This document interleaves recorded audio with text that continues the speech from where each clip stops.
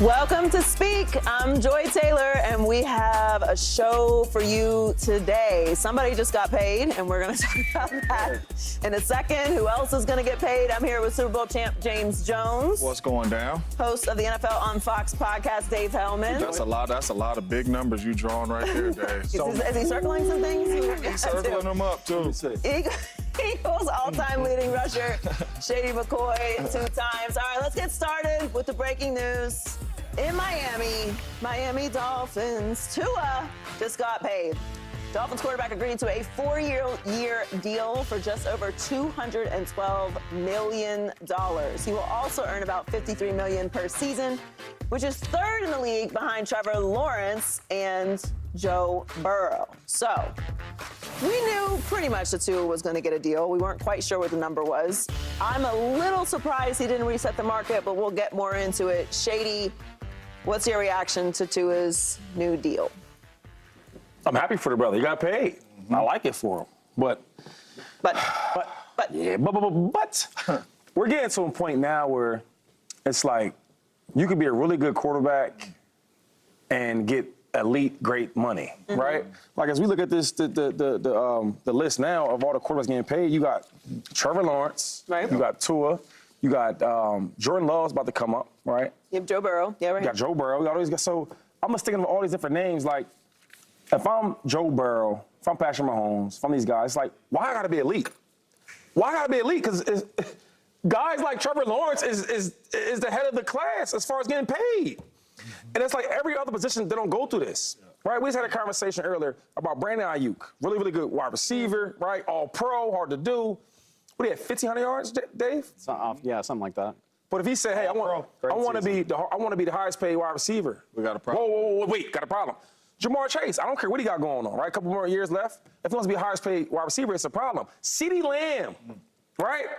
If I want to be the highest paid wide receiver, it's a problem. So every other position other than the quarterback has to go through this. If you think Justin Jefferson's a lot better than CeeDee Lamb or however you see it, they both are elite. Yeah. So how it should work is the elite should jump over the elite. That's how it works. The quarterbacks, it's not that. Like, Tua's a good quarterback, but to be the top 3 highest paid quarterback, does that even make sense? All I'm saying is that the way the NFL is going, it's going the wrong direction. We're only worried about one position. We live in a real world. I'm not even making this up. Where guys like Josh Allen, Lamar Jackson's, Patrick Mahomes, they're in an era where where Trevor Lawrence makes more money than them. It's crazy. It's really crazy. I'm not surprised he got a deal. And if he did reset the market, I wouldn't be surprised. I'm actually surprised he didn't jump Trevor Lawrence. He should have, right? Yeah, I mean, based off of the way that the quarterbacks are getting paid, it would make sense to me that he would jump Trevor Lawrence in average annual value. We just showed the list. It's Trevor Lawrence, Joe Burrow, then Tua, Jared Goff, Justin Herbert, and so on. That part of it is surprising to me. I knew that Tua was going to get paid, and he should get paid. Tua stabilized the organization. They've been to the playoffs the last 2 years. He's the next man up. Yep. He's answered the question, at least last year, of health and what he's capable of doing. Do they have steps they need to take as an organization? Do they need to do better in the postseason? Sure. Yes. But as far as what he's making per year, I am a little surprised by it. I do hear what Shady's saying, but Dave, what is your reaction? My main reaction from this, and I'm with you, Joy, I am surprised that it was this easy, basically, because when Trevor Lawrence's deal came down, I looked at it, and I've come on this show. You guys know I like Trevor. I looked at it, and I was like, by any objective way you want to look at this, Tua has had a better career to this point and has done more for the Dolphins. I thought that this would be a real sticking point, and maybe this would get drawn out. So for it not to be, and for Tua to comfortably settle in at the 3rd highest salary, I look at it as we get so caught up in how much conflict there is with these negotiations of like, give me my money, I might hold out, I might not show up to camp, and teams playing hardball. A lot of turnovers by Trevor. Come on, look at this dude. It is incredibly impressive that the Dolphins and Tua got into camp and agreed on a number where, yes, Tua doesn't have the highest salary, but Tua also gets one less deal. And maybe that, or one less year. Yeah. And maybe that is, it's good for the Dolphins in the sense of, again, Joy, you mentioned the injury concerns from 2022. Maybe that makes the Dolphins feel better. It also makes Tua feel better by saying, hey, I have one fewer year to get back to free agency, to get my negotiating power back. And so it feels like a win-win for the player and for the organization.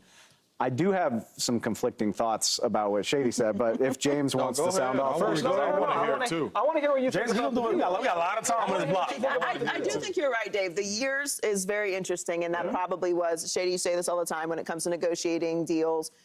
Both parties should walk away feeling a little disappointed. Like that means that you had that means you had a good negotiation. You gave up some things, I gave up some things, and we met somewhere in the middle. Now, obviously, we're discussing the number being a little too high, depending on how you feel about Tua. But James, what's your reaction to Tua's deal? I mean, I'm happy for Tua. I'm happy for anybody that gets paid in the National Football League. These owners make a lot of money. I'm happy for anybody. But I'm with Shady because at the end of the day, this ain't gonna stop. Because now Tua's here with 4 years, 212, which means Jordan Love is seeing this, which means Dak Prescott is seeing this. So it's too late to go back now. What I do not like about it is for every other position, you get paid off of your play and how you play.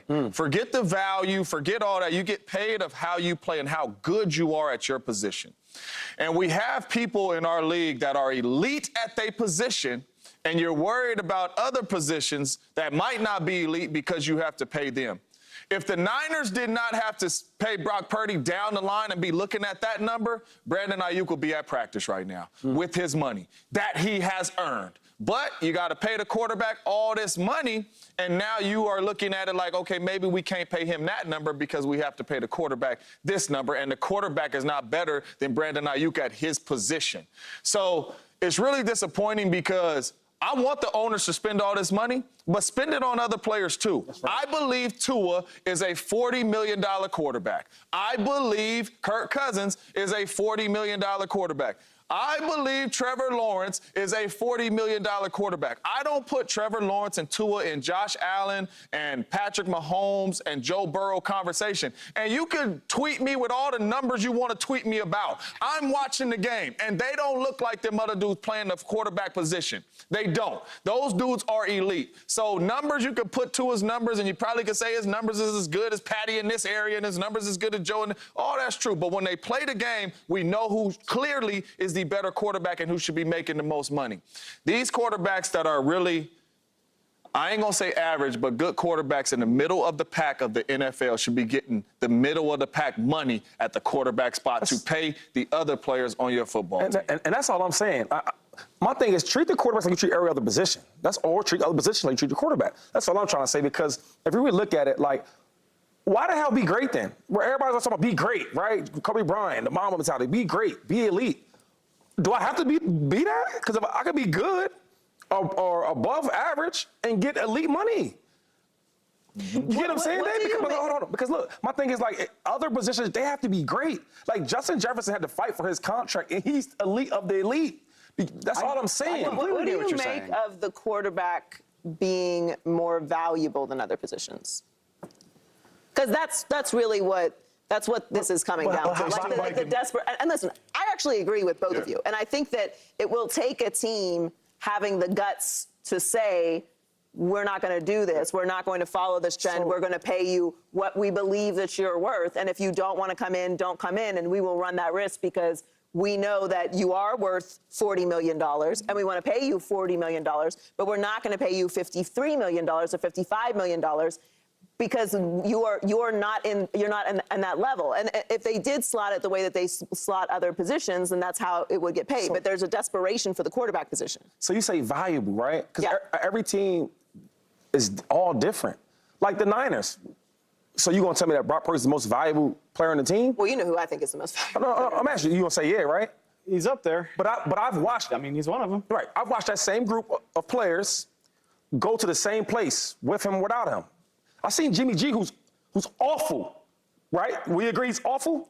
What have they done since Brock Purdy took over, though? Well, the results have been markedly different. They've been to the same place. They did the same places. Jimmy G. Same places, though. NFC Championship game and Super. So when you ask me, it looks better with Brock Purdy. However, whatever that means. It does. I mean, whatever. It does look better. But when you say, but when you ask who's more valuable, right? as in this is the most valuable player we have. We can't do nothing without him. I would say it'd be Trent Williams. But if you ask me who's the most valuable player, you would want to say Brock Purdy. But they've been there under Kyle Shanahan because he wins. They go to the NFC Championship game. They're going to do that regardless of who the quarterback is. And then they go to the Super Bowl. So they did that. One more. We're going to ask about who's more valuable. Like the Giants, right?